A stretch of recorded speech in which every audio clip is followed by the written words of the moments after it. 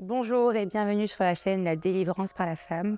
Aujourd'hui, on va continuer les cours par rapport aux fêtes, notamment on est passé de Pessah à Shavuot, mais également pourquoi parle-t-on du Nefesh Habeneim, c'est-à-dire l'instinct animal, et pourquoi ces deux fêtes sont liées par rapport à cet instinct, et c'est un apprentissage pour nous de comprendre qu'il faut contrôler nos pulsions et notre instinct.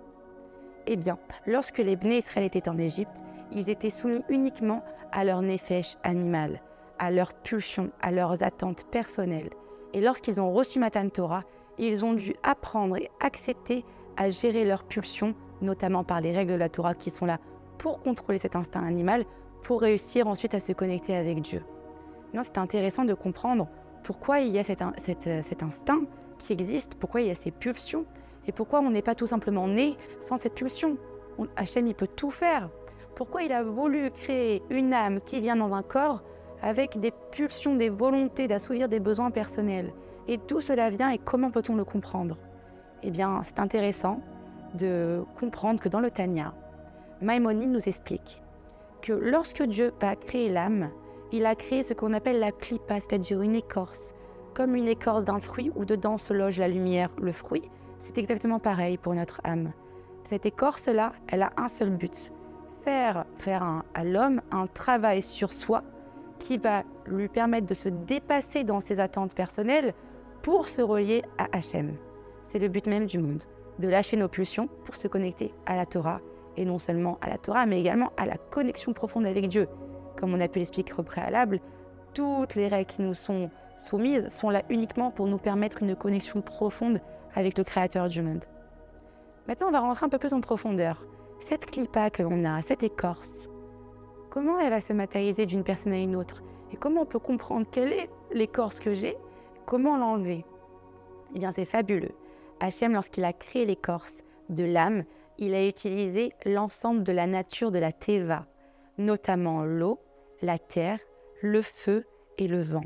Ce sont les 4 éléments naturels qu'Hachem a utilisés pour créer justement cette écorce.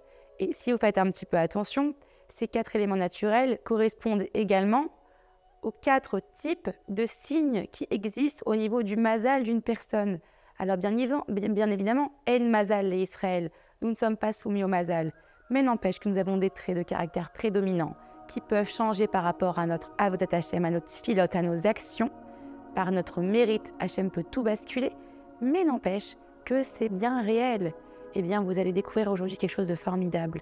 Chaque élément naturel correspond à un trait de caractère spécifique et à un travail sur soi que l'on doit entreprendre. Notamment, la terre va correspondre à la fainéantise. L'eau, à tout ce qui est désir, luxure. Le vent, à tout ce qui est fainéantise. Et également le feu, à la colère. Et on pourra retrouver du coup au cours de ces mazalotes que l'on peut avoir, donc par rapport au mois de naissance que l'on a, une tendance prédominante que l'on va avoir à gérer en tant que clipa. Cette clipa-là, concrètement, comment faire pour l'enlever? Il faut aller à l'inverse de cette clipa, c'est-à-dire travailler sur nos midotes pour aller à l'inverse de ce qui est mis en avant et travailler sur nous. C'est-à-dire par exemple une personne qui va être soumise à l'élément de l'eau dans sa clipa va avoir un besoin profond d'assouvir ses désirs personnels quels qu'ils soient. Donc il va devoir travailler sur ses pulsions. Une personne qui est soumise au feu va être une personne qui va avoir de la colère en elle, qui va souvent partir dans des extrêmes émotionnels. Comment va-t-elle gérer? Aller à l'opposé par du lâcher-prise et du calme. Mais cette clipa qui existe, elle n'existe pas seulement au niveau de l'homme, elle existe aussi au niveau du monde. Je vais m'expliquer par rapport à ça. Toutes les fois où Dieu a puni le monde par sa main, par ses actions, il a toujours utilisé les éléments naturels, notamment à la période de Noach, lorsqu'il y a eu le déluge. Quelle a été la faute principale des habitants de Sodome et Gomorrhe? Ça a été la débauche. Qu'est-ce que la débauche? C'est le désir abusif. Donc ça correspond à l'eau. Et comment Dieu a détruit le monde? Par l'eau. C'est-à-dire que par les éléments naturels qui existent dans ce monde, Hachem nous parle et nous met en avant ce qu'il ne va pas.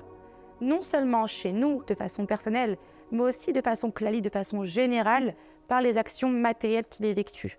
C'est-à-dire lorsqu'il y a des tremblements de terre, le message est tout simplement « réveillez-vous, reconnectez-vous à moi ». Lorsqu'il y a eu le déluge, c'était « ça suffit d'être dans des pulsions pour vous. Mettez cette force dans un domaine de Torah, de Emet. Mettez-la pour moi, ayez ce désir ardent comme pour les éléments qui ont été faits à Sodome et Gomorrhe, mais pour moi, dans la volonté de me servir.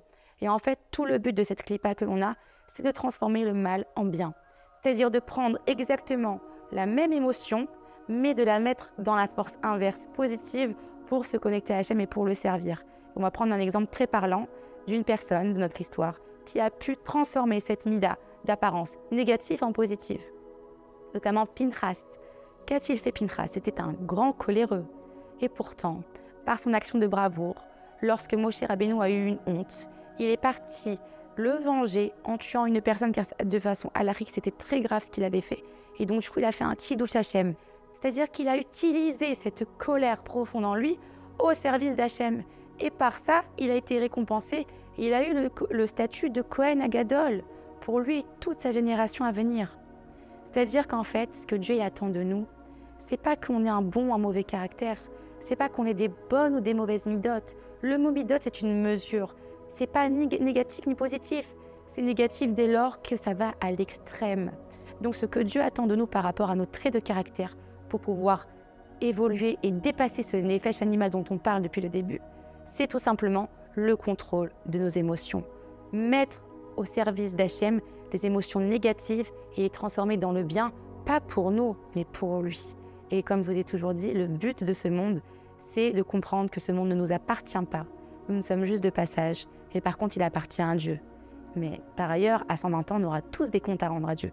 Et quand on sera face à lui, il faut qu'on puisse tous se dire que nous sommes naquis, qu'on a fait tout ce qu'on devait faire, tout ce qu'on pouvait faire en notre capacité, et qu'on soit fiers d'être devant lui. Et ça, c'est le but du monde. C'est le but d'un juif, de transformer ce qui est mal en lui en positif. Et ça passe notamment par l'introspection. On en parlera plus tard dans une autre vidéo. À très bientôt.